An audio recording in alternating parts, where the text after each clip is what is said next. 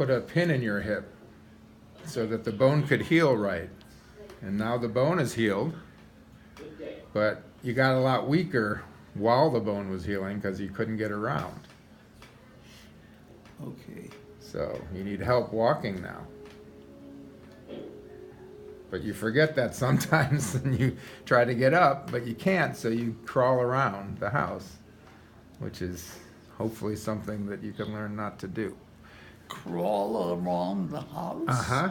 And sometimes you'll try to pull yourself up on a bookshelf or something, which is pretty dangerous. And you've actually fallen a couple times while you've been living here and banged your head. Pretty bad. Trying to what? Trying to get up by yourself. You can't walk without help now. That's why you live somewhere that has someone here to help you all for 24 hours a day, 7 days a week. Oh, yeah, I don't live at home. Well, this is where you've been staying for the past 7 months. You asked me to give you the chronology. So first you broke your hip, then you had surgery to fix your hip, and then you moved here to Michigan to this little retirement home where you stay with 5 other people: Marilyn, Shirley, Donna, Helen, and Mary. Now, where does Georgiana come in? Georgiana's in Chicago, and that's where you're moving back to in about a week and a half. You telling me that for all these months I haven't been with Georgiana? Not every day, but you haven't lived together for 5 years. Because before this place, you lived in Chicago at the Brookdale on Lakeshore Drive for 4 years almost. I don't get Or maybe that. more. I know. I don't get what were Georgiana and I married?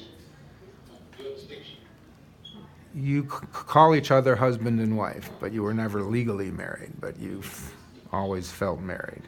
I mean, you've been together for 35 years, so yes, you're married.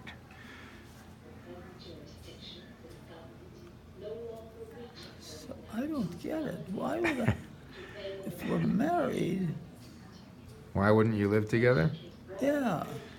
Well, because 5 years ago, you were diagnosed with dementia. And to be honest, it had already been going on for a little bit at that point. And Georgiana and Angie decided that you'd be better off living somewhere that had assistance for you, and where your meals were prepared, and they helped you shower if you needed it, and get dressed, and they could walk your dogs if you didn't feel up to it, and all the things you needed help with. And you had an insurance policy that paid for it. So it made sense to do it at that Where point. is Georgiana now? She just moved to a new house just down the block from where she and Martha were living before. So she lives in Lakeview, around Diversey and Harlem, I think, right? Diversey and Harlem. Around Diversey and Harlem, or Diversey and Damon, one of those. Damon, I think, is the big street near them. Anyway, they've been living there for 5 years, and you visited them there and stayed, the whole evening a lot of the time, watching movies, having dinner, building a fire, but you never lived there with them. You lived in the Brookdale on Lakeshore Drive for 4 years, and then you lived here for the last 7 months. And now you're going to live in a place in Chicago that's 20 minutes from Georgiana, 25 maybe, and she'll be able to see you all the time. Susan and I won't be able to see you as much. I'll try to come once a month, and she'll come with me as much as she can. But you'll be back in Chicago where you belong. Okay? Okay. Any questions? I got Got a lot of questions? Ooh, good, What's good. that? That's water, which almost landed on the Robert Frost poems.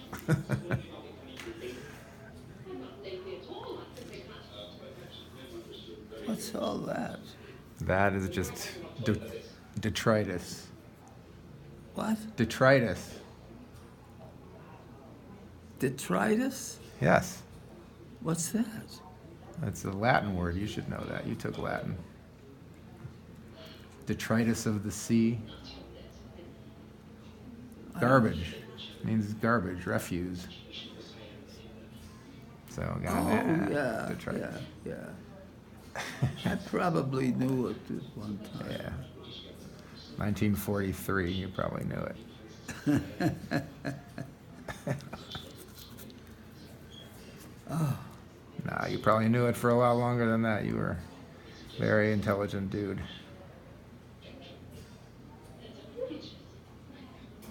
And you can still understand these poems, which are not easy. Here, let's read this one again. Remember good hours? All right, where's my glasses? There they are. I had for my winter evening walk no one at all with whom to talk, but I had the cottages in a row, up to their shining eyes in snow. And I thought I had the folk within. I had the sound of a violin. I had a glimpse through curtain laces of youthful forms and youthful faces. I had such company outward bound. I went till there were no cottages found. I turned and repented, but coming back I saw no window but that was black. Over the snow my creaking feet disturbed the slumbering village street, like profanation, by your leave, at 10 o'clock of a winter's eve.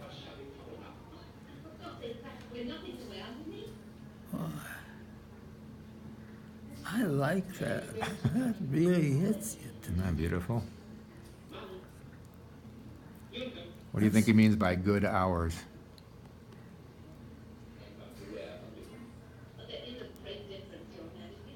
I don't Do you know. think it's what he's talking about at the beginning of the poem or what he's talking about at the end of the poem? Because they're two very different things.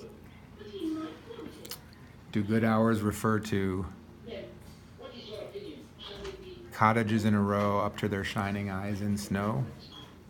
Lighted windows with people inside to look at while he's walking by? Or does it mean profanation, profanity, windows that are black?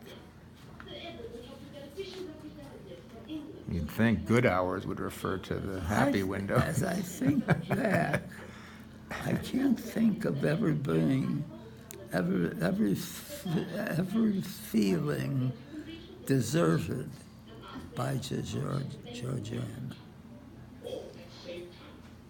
I can't think, maybe I did at the time.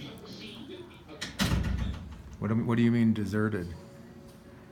Well, like she wasn't available to me, and that she wouldn't be there for me. So say again your feeling. What are you saying? Say it again. You can't what? You can't understand.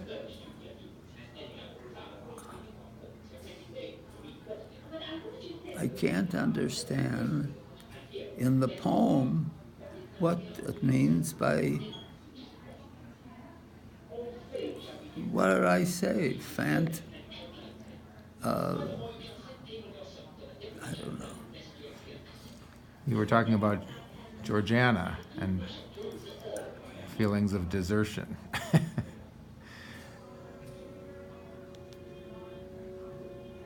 I don't think I felt deserted at any time.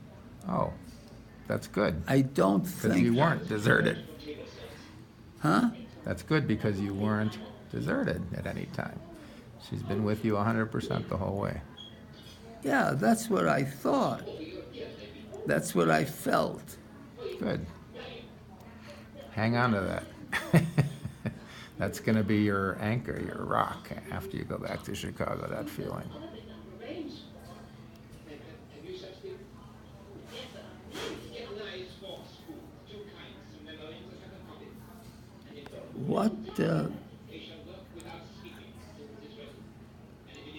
Don't pick.